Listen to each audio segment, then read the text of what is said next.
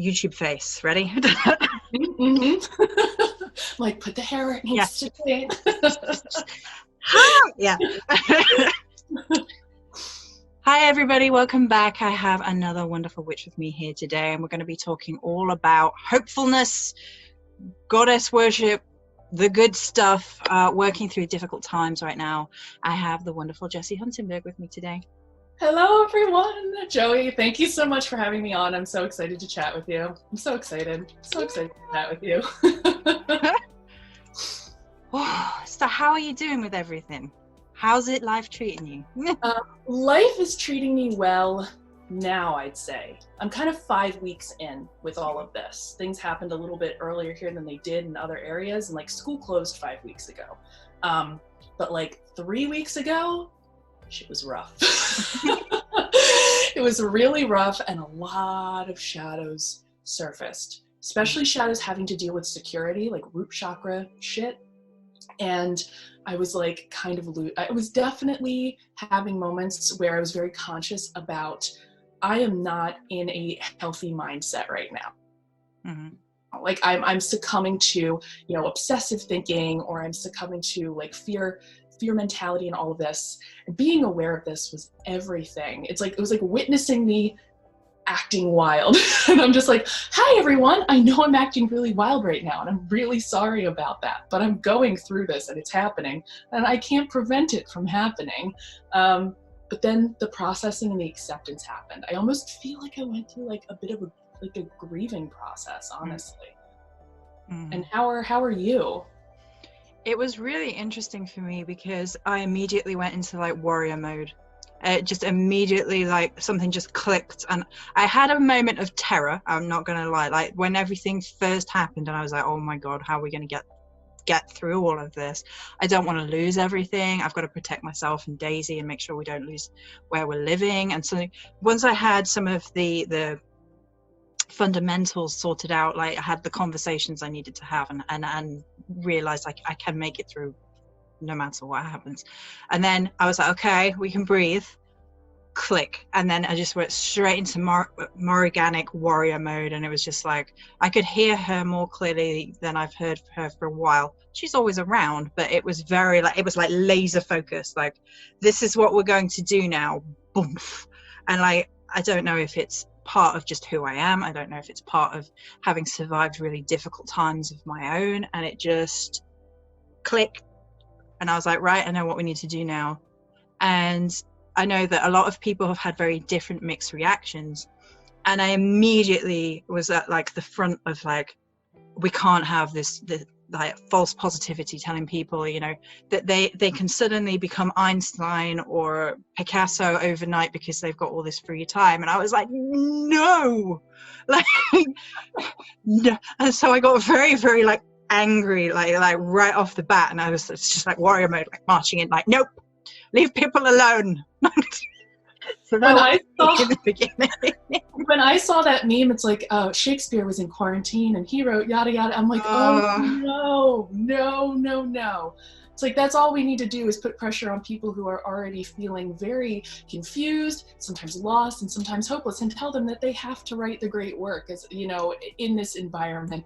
I saw that and I was like, oh, good goddess. I remember when that was me. And when you say you went into warrior mode, I initially went into like a warrior mode that was kind of like that, which I don't think was completely positive at the beginning. I'm like, oh no, I can actually come out of this ahead. If I play my cards right, I can do this and I can do that, I can do that. And then I said, like, put this pressure on myself to like somehow emerge from the chaos, like and then I was just like, no, that is not helpful. That is not useful. It's much better to just take a moment and reflect. So the warrior mode happened. I think this is a result of working with the Morrigan, and two, like having gone through some pretty challenging times. There's this sense of like, all right, I can't just sit and let all of this happen to me, because then I come to a space of disempowerment that's not good for me. Like, I have to be able to focus on what it is that I can actually work with, and like work with that, while also simultaneously accepting everything that's happening that is well outside of my control, and like letting that kind of play out in the way that it is, in a way that's not entirely passive either, in a way that's not spiritual bypassing, in a way that's not like, oh, that's not important, or that doesn't matter within the scheme of my, it's like you can totally appreciate the enormity of what's happening while also appreciating how you must surrender to some of that in order to get enough power that you can take care of yourself, basically. Yeah, I must say balance about 6 times every week, I swear.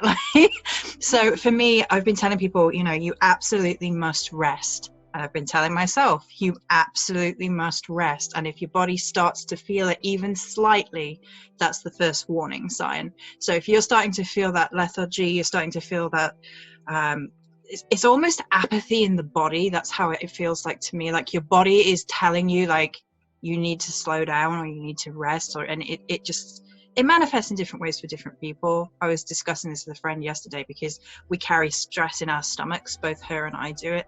And so if I begin to have like gut reactions to things outside of the spiritual realm, not gut reactions in the spiritual sense, but like physically, and that's immediately like a big warning sign that I need to calm down and rest, because it's absolutely possible to be however we need to be, because there are different roles right now for different people. And I keep saying this too. I've said to a lot of people and they're like, you're so active right now. And I'm like, I feel like it's my time to be active right now. And there's going to be times when people who are like deeply healing will come forward and it will be their time to be very active. And then there's going to be people who are going to be like helping to rebuild. And it's not that I won't be active in those periods as well, but it definitely feels like different people's essences, medicines are going to be called on right now. So if all, and I say all with big quotation marks around it, if all you can do right now is heal yourself, then that's still sacred work. And don't like think that that's not important, because that's massively important. So if you need to rest and recuperate and just deal with it, then be honest with that and just sit with it. I think sometimes that's like the best thing you actually can do, and we forget that. I have gone through periods of like, again, in the span of like 6 weeks of being very active, and also like consciously saying like, I'm not going to do anything for 3 days. Like very consciously. I mean, of course, like I'm not going to do anything new for 3 days, or like I'm going to set this time aside and I'm going to relax and like take a nap, which is, I don't nap. I do not take naps. Even when my child was born, I didn't take naps. And I took a nap like 4 weeks. I was just out in my porch and I just felt it come over me. I'm like, I'm doing this right now. Like I obviously need this deeply. So I just was like, whatever happens, like whatever the plans can be done and gone. I'm like, I need this. And I think it's very important to listen to ourselves and to not fight through those times, because we need those times. I think sometimes people forget that when you regenerate, you actually can do more later and more efficiently, if that makes any sense. Like if you keep going and try to, move through burnout, you're just like, it's like this, and whatever it is that you're trying to do, it's like a computer that's frozen. It's like you need to reboot. Like there's too many processes happening, and you're not going to get anywhere, even in like what it is you're trying to do practically, or like even spiritual development wise. I've seen people be like, okay, so now I'm going to move forward in like crazy spiritual ways as a result of this. And that's just like another form of like forced productivity. Do you know what I mean? It was like, okay, I'm going to take this opportunity and do this with it. When sometimes it's just like, okay, I'm going to like recognize and be present with what's happening, and then do what needs to be done based on like very like daily check-ins, like what needs to be done now, what needs to be done now. That's how I've actually been processing this, and it's been working, I'd say, pretty well. It's been working pretty well. That reminds me of two things. That the first thing is, I think a lot of people are trying to control the narrative because they know they can't control the narrative. And that, to me, that was bugging me in the beginning as well. I was like, with the false positivity thing, I was like, none of us know how this is going to work out. There is no answer to this right now, and pretending that, hi, I have the way for you to cope right now is is not helpful. I feel like putting out suggestions for people is helpful, as long as you sort of sit here and say, this is one suggestion, this is how I'm dealing with it. If you are feeling that you can't sit with the energy of how the overall language is being depicted as, this is how you make it through this situation, and you're sat there going, and it doesn't resonate and it doesn't feel right to you, then here's a different way of doing it, because there are no right answers. And I felt like that was so important to talk to people about, like, just as long as you are getting through, and it doesn't really matter how that looks. It doesn't matter if it doesn't look like how I'm doing it or how that person's doing it, or what you're being told in general. I think that that's a very important conversation to have. I think Go ahead. Go on. I think it's a really important conversation to have as well, because I've, like, in various ways have held space for this on social media and in Facebook groups and whatnot, and just be like, tell me what you're dealing with, tell me how you're feeling. Here's how I'm feeling. And I've been pretty real about, like, the things that I've been struggling with, and I've also been pretty real about, like, some of the breakthroughs I'm having and some of the actually awesome things that are happening as a result of the tower moment, which, you know, inevitably happens. And I'm getting such a range of you know, how people are coping with this. It's a huge continuum. And there was someone who had written, and this was, like, poignant to me, how guilty they feel that they're not in suffering right now. That, like, whatever it is that they're doing has conspired, like, they enjoy being away from people, and or the cacophony has silenced, and they actually are finding, like, a space of deep peace. And the guilt that they feel because of all of the suffering that's happening elsewhere. And I'm like, don't feel guilty about something that's not your fault. Like, do you know what I mean? Like guilt, I think, should be associated with, like, oh, I did something and this hurt someone. You know, so I feel guilty that my action had, like, a direct negative influence on this person's life.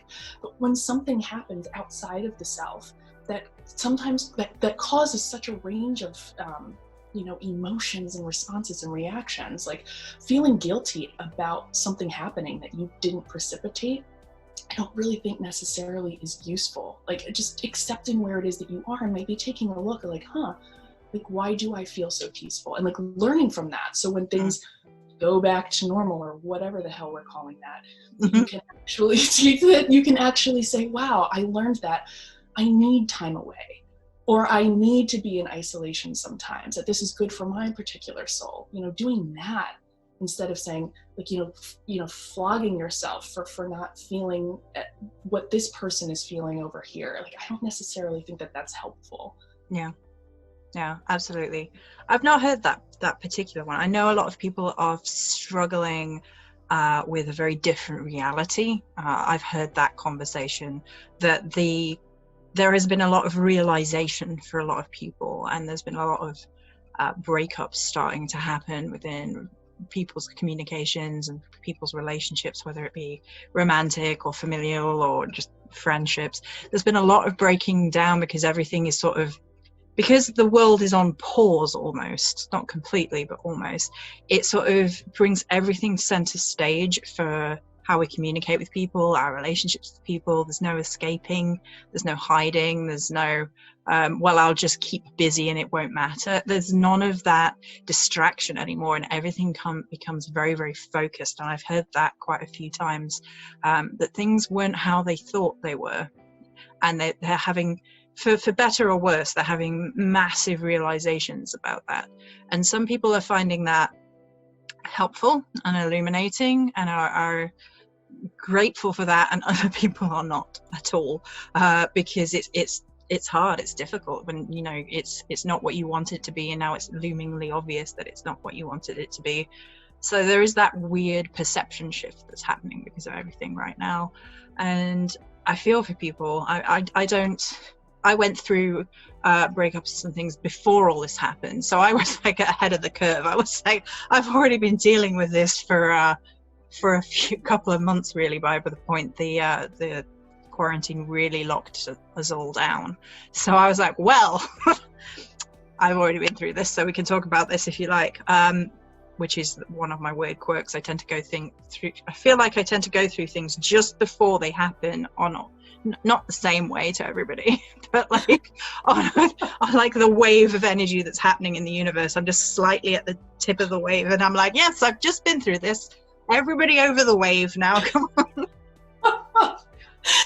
Well, it's amazing too when you put yourself in a space of service like this. Like as I was going through, like in the beginning weeks, some things breaking down, I was immediately saying to myself, oh my gosh, because I'm experiencing this now and I feel like it might hit people in like a couple weeks, I can be of so much use in a couple weeks when people are having that, when they're having that reaction. And I know that that's probably part of me trying to like control an uncontrollable situation, but it's a part that it's like being of service. I keep getting this message of like being of service, just like coming up, and the importance of that, generally speaking, when it comes to cataclysmic shit. And, you know, having gone through cataclysmic shit years ago, like I was even thinking about this in terms of my like microcosm, and I was like, me specifically, I've been through so much worse in my life. Like I got this. Having had that experience lends a sense of resilience and like, oh, I've got this. And guess what? I know it sucks for you, but you've got this too. And like being of service in that way, I was like called to be. It was like, I don't want people to have to go through this without a resource or without guidance or without support or whatever, in the ways that I felt like I may not have had it. So it's just like, oh, I can use this and like, you know, alchemize this. It's kind of like, you know, the shaman that goes to the, you know, that goes to the astral, goes into the astral and tries to discover things and bring it back for the collective. Bring back the wisdom for collective. It adds meaning to really, really challenging experiences, I think. It's incredibly more organic, actually, because that's how I feel about it. It's kind of like, I've already done this death. I've already died this way. I've already been through the other world and come out the other side. So I will hold the gate open. It has that feeling to it, because I'm the same. Because I've been through so much, and have survived it, and know that you can survive no matter what, like, then there definitely is that, and that being of service, but also it feeds into an almost protectiveness over people. I get a little bit protective over everyone, and when everything happened, Morrigan was very much like, protect the tribe, and I was like, okay. Like, we can do that we can do, shield wall everybody. And it was bringing everybody into a space of, we've all got each other's backs through this, because we're all feeling vulnerable. So if we all connect in a way that we remind each other that we're all here, even if it's not how we think it should look. And the pandemic has really shifted that perception too, because you can't be in physical proximity to a lot of people. You can be with the people that you live with, obviously, but other than that, you're not meant to be in the physical closeness to them. So instead, it's become much more about like reaching out through the ecosystem that we have available to us. So that's the internet, that's communication online for the most part, but that hasn't made it any less real. And it hasn't made it any less profound, because a lot of people are like banding together in ways that they might not have otherwise put themselves into. But I was like, no, we're gonna open this up. We're gonna open Discord up. We're gonna me fighting with technology, trying to make it work. We're gonna make Discord work. We need it now. And opening up those spaces for people to come together and just share whatever they needed to share, and feel protected in a space. So yeah, completely relate to that feeling. I'm sure a lot of people do feel that way when it comes to spiritual stuff, but I bet it's a more organic thread. I bet it feels like one. Well, this is also something I was thinking about, because you were mentioning that the Morrigan is more present. Absolutely. And I definitely actively reached out over the past couple days, and this, the call to the Morrigan was almost like simultaneously this call to what I'm saying is service and what you're saying is protection, this need to be to kind of open your arms and be like, we've got this, don't worry. And I am a protective person, sometimes too protective, sometimes overprotective, I'll say it. But I just have this, I'm like, I don't want this to happen to you kind of thing, which I try to channel into, well, let me give you a space to feel how you want to feel, to say what needs to be said, and maybe to share experience so that you feel that you're not alone and you feel like you can, you can manage.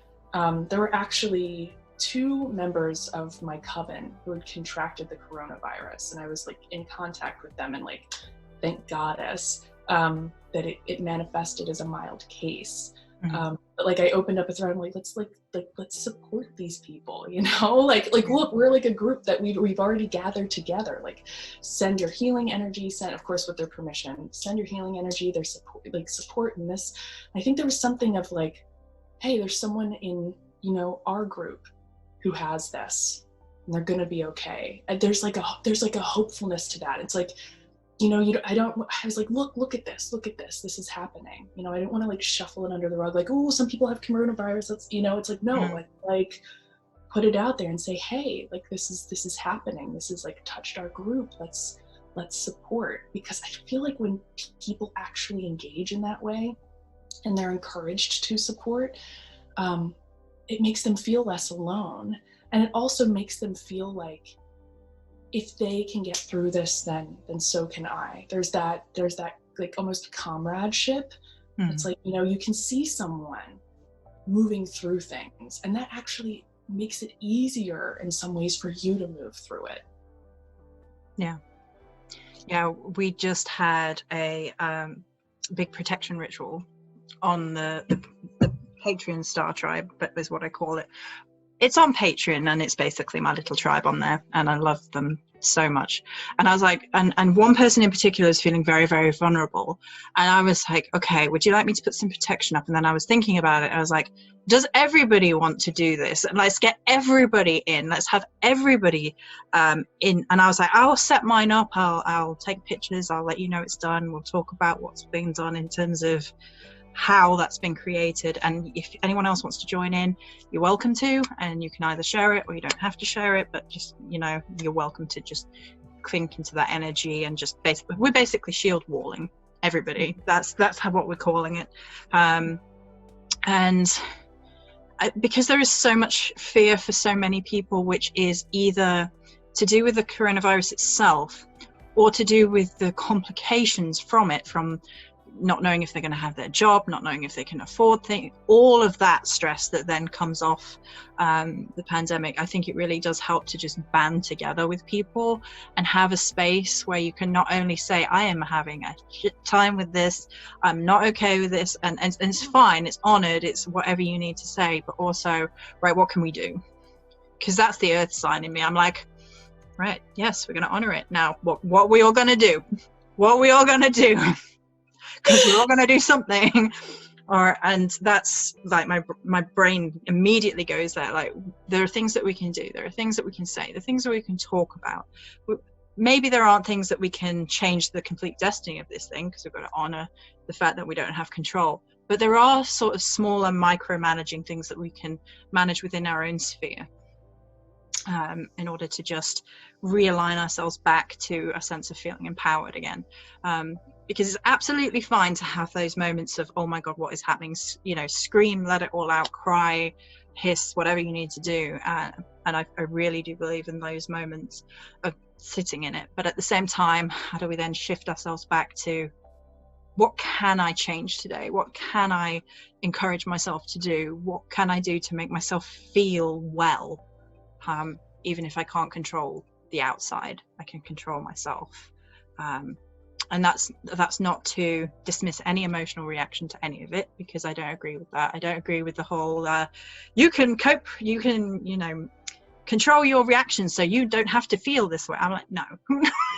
Feel however you feel, honor how you feel, and then from that point, then you decide for yourself.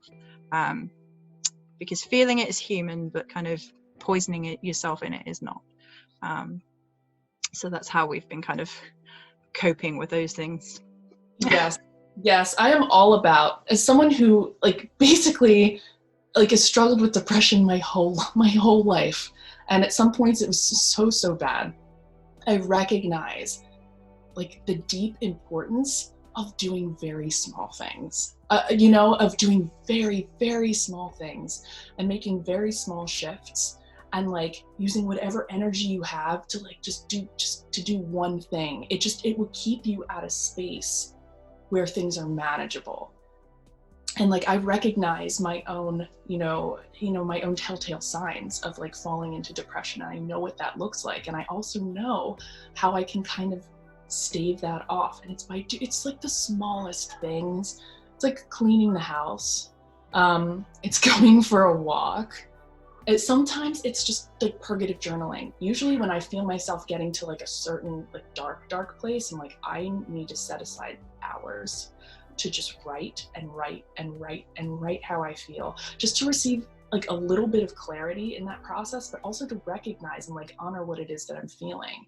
And that it just kind of goes whoosh, like it releases it in a way that makes it manageable. And I'm very much to the kind of person who's like, what can we do?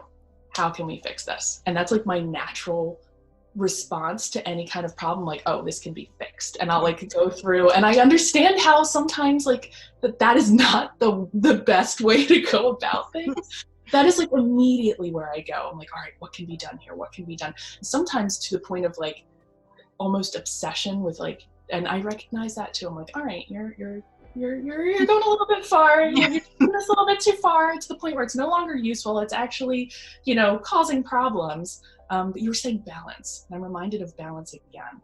And the way to kind of maintain that balance is through deep awareness of yourself. And like what indicates what. Like I've been like on the shadow work journey long enough that I know like, oh, when I'm doing this behavior, this means this is happening. Like this is anxiety speaking, or this is fear speaking, or this is sadness speaking, or this is, a lack of control specifically speaking. And like being aware of that and knowing how to rein it back in, and in ways that seem completely unrelated to what it is that I'm like. That's the thing that I think it takes a while to figure out, when you realize like I'm feeling this way, and actually a walk could cure that. And it's like, how does a walk even relate to this psycho-spiritual, like this headspace that I'm in? I'm like, it doesn't, but it does something that lets that releases that tension, that makes your perspective a bit more balanced. So yeah, go for it. Oh, that for me is getting out of my own head, because sometimes when you need to get out of your own head, you need to take it into the body in some way. That's a Virgo issue. All in the head. But I've completely sidetracked myself now, because I was thinking about something that I wanted to say, and now completely sidetracked myself with being silly. Shadows, yes. So I think that there's something that is very interesting right now, that because we're almost in, I don't want to say petri dish, because that's so close to where the virus is, but it feels like we're all in this dish, right? And our shadows are like right up to the surface right now, because again, we had that weird perception shift where we're not busy anymore, or we're not as busy anymore. And so we're all very hyper aware in a lot of ways, which can be very illuminating. But also, if your shadows are like kicking into overdrive, it's like they've come around with a baseball bat this time, and you're like, uh-oh. I thought we dealt with this shadow. Clearly we have not. It's come back with bells on. And it can be really unsettling for a lot of people, because suddenly we're dealing with shadows in a situation that we've never been in before. We were not and could not be prepared for. We had no idea, for most of us, we had no idea it was coming. We might have felt something like energetically shifting in the world around us, but we weren't quite sure exactly how that would manifest. So when this situation came about, we're suddenly in a situation when we have no previous information to base our responses on. So it's like, there is no right, there is no wrong. And at the same time, now we've got all this time and all this space and all the shadows come bubbling to the surface for us to deal with. And like I said, you know, people are having breakdowns in relationships, so all the shadows from that are surfacing, and they're not sure what's happening with their job, so all the shadows are surfacing from that. And shadows, as I'm sure Jessi's talked about many times, they can seem so unrelated because there's all these roots of them, and you're like up here and the root of the shadow's down there somewhere, and you're like, what is happening? Why am I having a shadow about not belonging from where I'm at?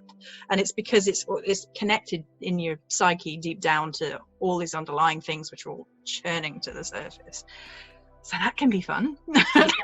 These, I've found like primal shadows, like deeply primal, like almost, you know, reduced down to their little dark nuggety cores, or just like going, where usually it's like more of like a waving kind of process where like you come here and you come here and you like kind of work your way down. It's more so like the dark kernels of humanity are just going boom, boom, and everyone's like, whoa, like skipping so many different steps here, where it's usually like this kind of gradual process, or not usually, sometimes, but there's the dark human kernels coming to the fore. And I think that this is what happens when we have this kind of experience where so much is stripped away. Like, and you know, when we're faced with, you know, economy, you know, community, physical safety and health. It's like, it takes you back to this space, like it takes you to this space where you're just like, oh my gosh, I fear for, you know, I fear death. Like, oh my gosh, I fear complete and total isolation. It's just these very, very primal fears that can be incredibly destabilizing. And I can only imagine, because I've thought about this too. I'm like, I'm someone who like does this.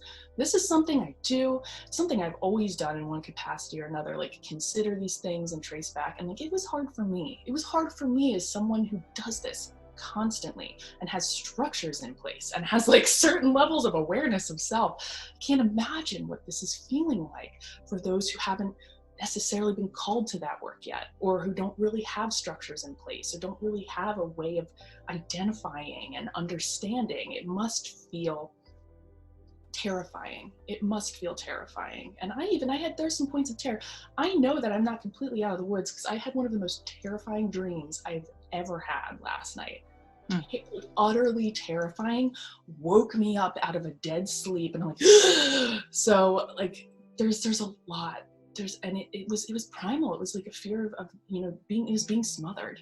It was a smothering dream where I was being smothered to death. And it gives us a unique opportunity of awareness.